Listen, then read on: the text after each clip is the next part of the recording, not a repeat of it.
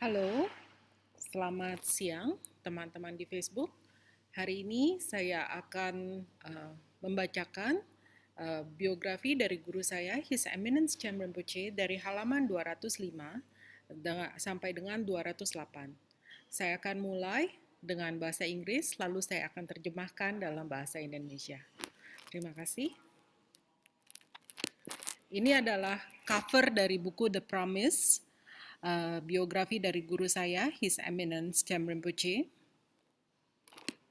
Mari kita mulai. Contact with his birth parents. Hubungan dengan orang tua kandungnya.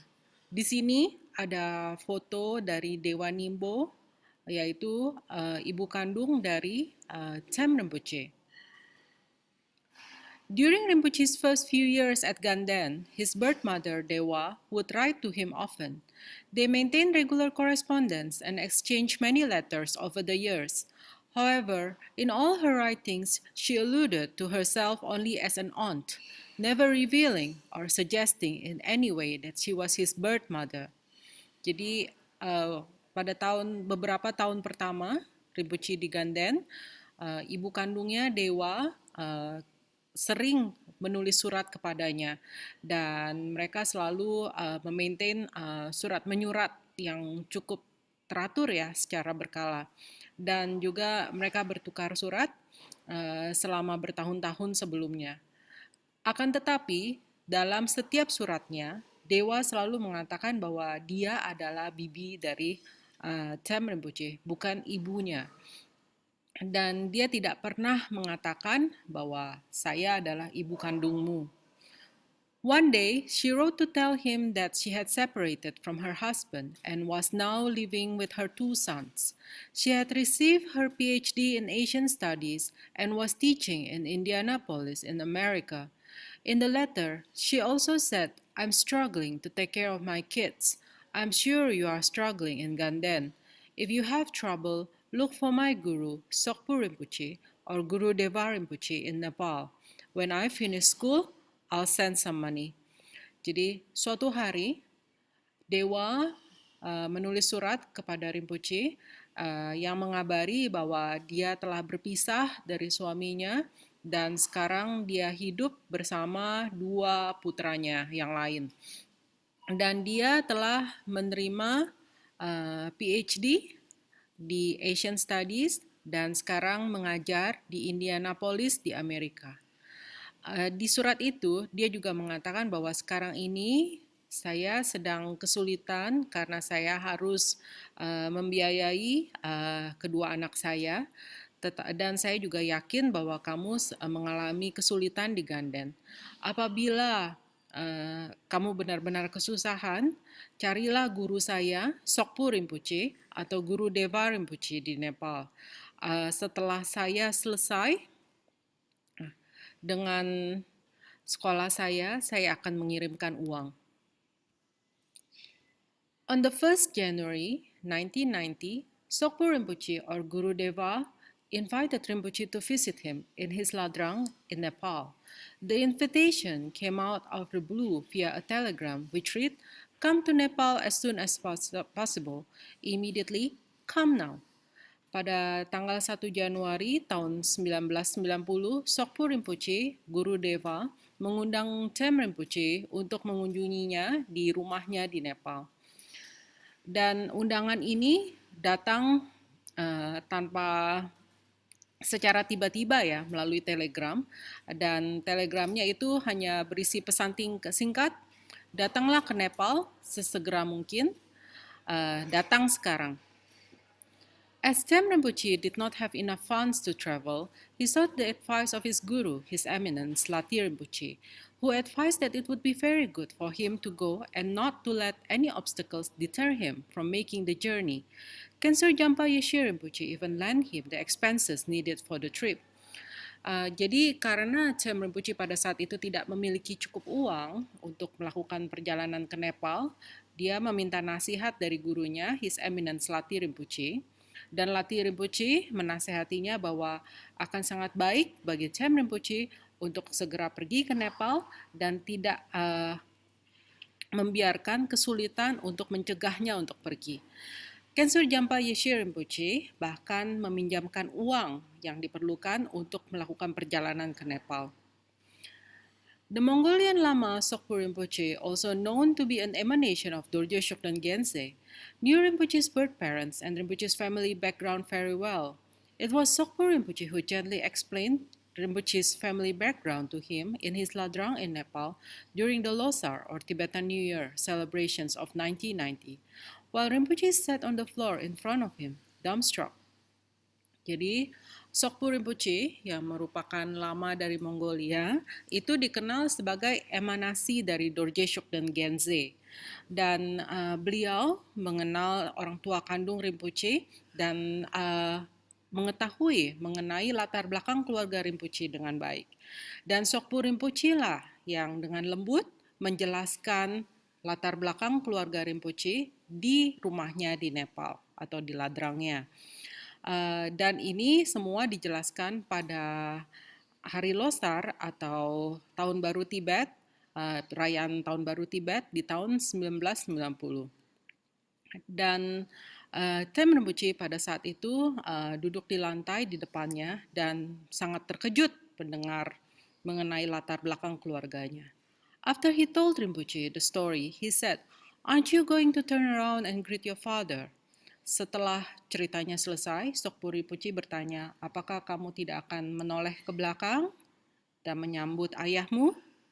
Rinpoche turned around in astonishment and looked at an old Tibetan man seated behind him, his face full of both pride and emotion. The old Tibetan was sitting very still, his hands shaking as he held onto an unlit cigarette that he puffed on hurriedly and nervously. Tears were running down his face. There was nowhere to hide but behind his cigarette. Rinpoche menoleh ke belakang dan dengan terkejut dia melihat seorang lelaki tua, lelaki Tibet tua itu duduk di belakangnya. Dan wajahnya itu dipenuhi dengan rasa bangga dan emosi, ya. Dan lelaki tua ini duduk dengan diam. Tangannya bergetar dan dia memegang sebatang rokok yang tidak dinyalakan dan dia mencoba untuk menghisap rokok tersebut dengan bergegas dan dengan tergesa-gesa ya. Dan air mata mulai mengalir di matanya karena pada saat itu tidak ada tempat untuk bersembunyi selain di belakang rokoknya. Di sini ada foto dari ayah kandung Tsem Rinpoche, Lobsang Gyatso, ya, di halaman 206 ini. Kita lanjut ke halaman selanjutnya. Ini adalah kutipan kata-kata Rinpoche sendiri. Sokpo Rinpoche was the one who introduced me to my father for the first time in my life. He asked me to forgive my father. I did. Tsem Rinpoche. Jadi Sokpo Rinpoche lah yang memperkenalkan ayah kandung Rinpoche kepadanya untuk pertama kalinya dalam hidup Tsem Rinpoche. Dan Sokpo Rinpoche meminta Tsem Rinpoche untuk memaafkan ayah kandungnya dan Tsem Rinpoche memaafkan ayah kandungnya. Rinpoche got up to give him a hug, though his father remained seated, still shaking. And in that moment, Rinpoche knew that it was real. Tsem Rinpoche bangun dari duduknya untuk memeluk ayahnya yang pada saat itu masih dalam posisi duduk dan masih bergetar. Dan pada saat itu Rinpoche tahu bahwa cerita ini adalah benar. Ya. When Rinpoche met his father's son, his half-brother, a few years later, every last doubt was removed. Rinpoche had not expected the similarities between them to be so strong. Looking at one of them, he felt like he was looking at himself. Ketika Tsem Rinpoche kemudian bertemu dengan saudaranya, dari anak ayahnya yang lain, beberapa tahun kemudian, semua keraguan, sisa-sisa keraguan itu hilang karena Rinpoche itu sangat mirip dengan mereka, ya. Benar-benar sangat mirip dan bahkan salah satunya ketika Rinpoche melihat salah satu dari saudaranya atau kakaknya, dia seperti melihat dirinya sendiri di cermin. All his fathers had said very simply and quietly in that first encounter was, "Please forgive me, I'm sorry." They were the first words Rinpoche heard from his biological father that Losar morning. Sokpo Rinpoche asked Tsem Rinpoche to forgive his father, and with an open heart, Rinpoche did. Jadi pada saat itu, ayahnya hanya berkata, "Tolong maafkan saya benar-benar minta maaf." Dan ini adalah kata-kata pertama yang Tsem Rinpoche dengar dari ayah kandungnya pada pagi Losar tersebut. Sokpo Rinpoche meminta Tsem Rinpoche untuk memaafkan ayahnya, dan dengan hati terbuka, Tsem Rinpoche memaafkan ayahnya. His father gave him a pouch with 5,000 Indian rupees, which was a huge amount of money for the young monk. Ayah kandungnya memberikan sebuah dompet berisi 5.000 Indian rupee, yang pada saat itu benar-benar uang yang sangat banyak bagi biksu muda tersebut atau Tsem Rinpoche. Rinpoche was relieved that he could now return the funds that Kensur Jampa Yeshe Rinpoche had lent him for the journey. Rinpoche had never ever had that much money in India. Suddenly overnight he had a father and a sponsor. Jadi Rinpoche benar-benar merasa lega ketika dia menerima uang tersebut karena sekarang dia bisa mengembalikan uang yang dipinjamkan oleh Kensur Jampa Yeshe Rinpoche untuk melakukan perjalanan ke Nepal. Rinpoche tidak pernah mendapatkan uang sebanyak itu di India, dan tiba-tiba dalam satu malam dia menemukan ayahnya dan menemukan seorang sponsor.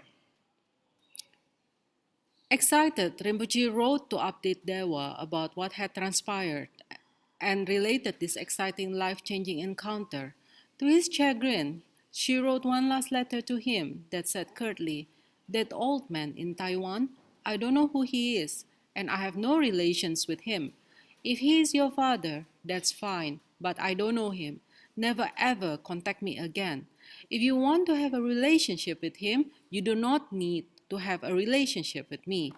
Nothing seemed to make sense to the young Rinpoche, who was only finally beginning to put the pieces of his family and identity together. And yet it was Dewa's very denial that confirmed everything he needed to know of his origins. Jadi Rinpoche dengan bersemangat, dia menulis surat kepada Dewa mengenai pertemuannya dengan ayah kandungnya, dan tetapi dia benar-benar sangat terkejut karena akhirnya Dewa membalas suratnya untuk terakhir kalinya dan mengatakan dengan singkat, "Lelaki tua itu di Taiwan, saya tidak tahu siapa dia. Saya tidak mempunyai hubungan dengan dia. Dan apabila dia adalah ayahmu, itu tidak apa, saya tidak kenal dia. Jangan pernah menghubungi saya lagi. Apabila kamu ingin hubungan dengan lelaki tua itu, kamu tidak perlu memiliki hubungan dengan saya." Jadi pada saat itu, semua kejadian ini seperti tidak masuk akal ya bagi Tsem Rinpoche, yang akhirnya bertemu dengan ayah kandungnya dan menemukan identitasnya yang sebenarnya. Dan tetapi justru surat Dewa itulah yang mengkonfirmasi bahwa latar belakang keluarganya adalah benar, ya. In spite of the pain he experienced in relation to his family, Rinpoche has never wished them anything but goodness and happiness. Sometimes he still shares that the only thing he would like is to be able to meet his birth mother, bring her on a pilgrimage to holy sites, and introduce sacred practices to her for her long life, happiness, and well-being. Jadi walaupun Rinpoche itu mengalami rasa sakit karena masalah keluarganya, Rinpoche tidak pernah berpikir lain dan selalu berharap yang terbaik dan selalu mengharapkan kebahagiaan bagi keluarganya.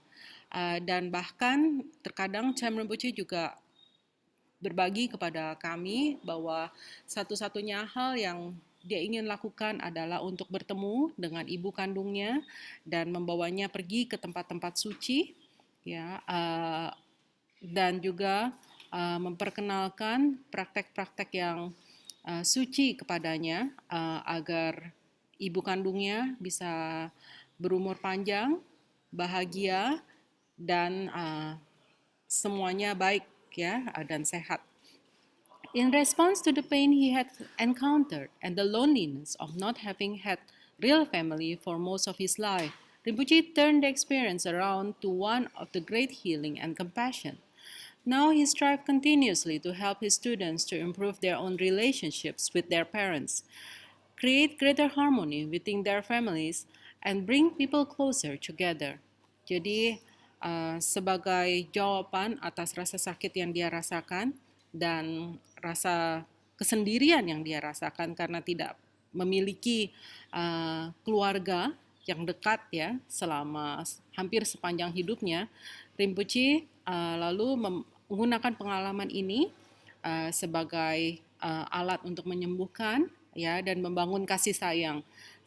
Dan selama hidupnya Rinpoche juga selalu berusaha agar murid-muridnya memiliki hubungan yang baik dengan orang tua mereka dan juga memiliki keharmonisan dengan keluarganya ya.